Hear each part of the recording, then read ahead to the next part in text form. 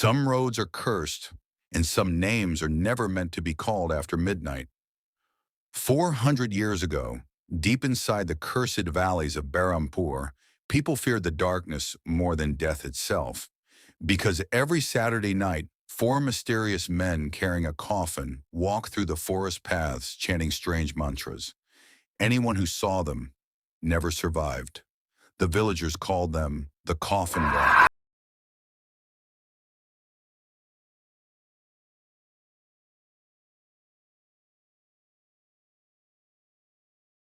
Young, fearless, and arrogant, he laughed at the stories of the elders. That night, he was getting ready to meet his friends before they left the village forever. His mother stopped him near the door. "Don't go tonight," she whispered nervously. "It's Saturday. They will be roaming." Arav smirked. "Ghost stories can't scare me." His mother grabbed his arm tightly.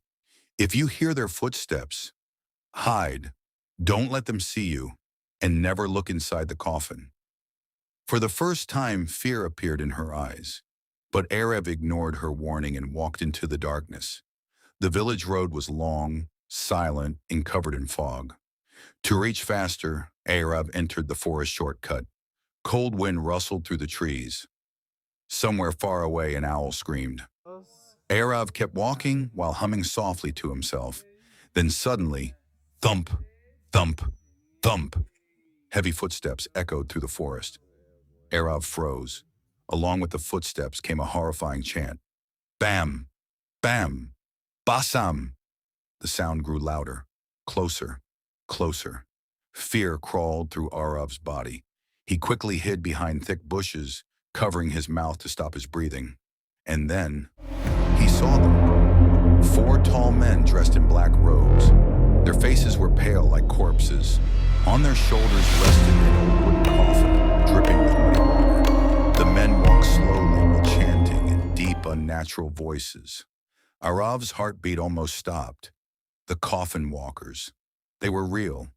The men passed by him and disappeared into the fog. After a few minutes, silence returned. Arav sighed in relief. They're gone. Slowly, he stepped out from the bushes. But the moment he turned around, the four men were standing directly behind him, motionless, silent. The coffin slowly creaked open by itself. Inside it, Arav saw his own dead body. Its eyes suddenly opened and smiled. A blood-curdling scream echoed through the forest. Then everything became silent again. The next morning, the villagers found Arav beneath an ancient banyan tree. His body was cold, his face frozen in unbearable terror. But something felt wrong. His eyes were completely white, as if his soul had been stolen.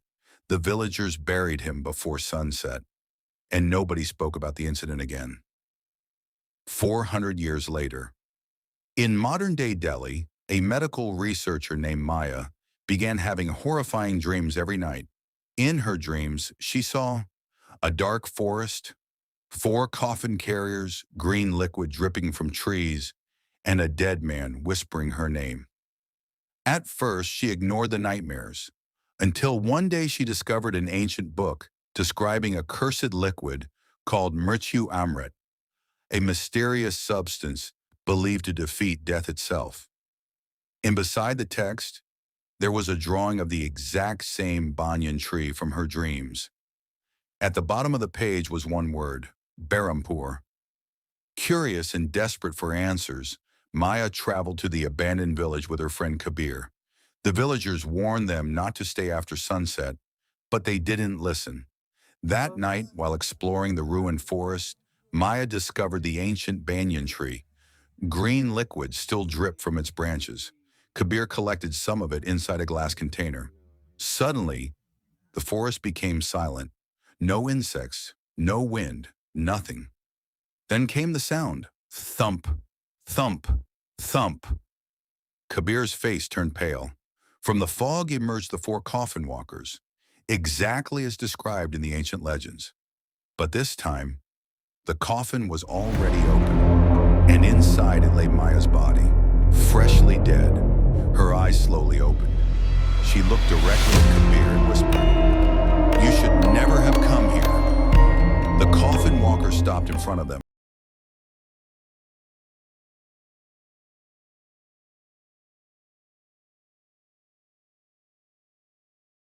Silence. The next morning, police found the abandoned forest empty.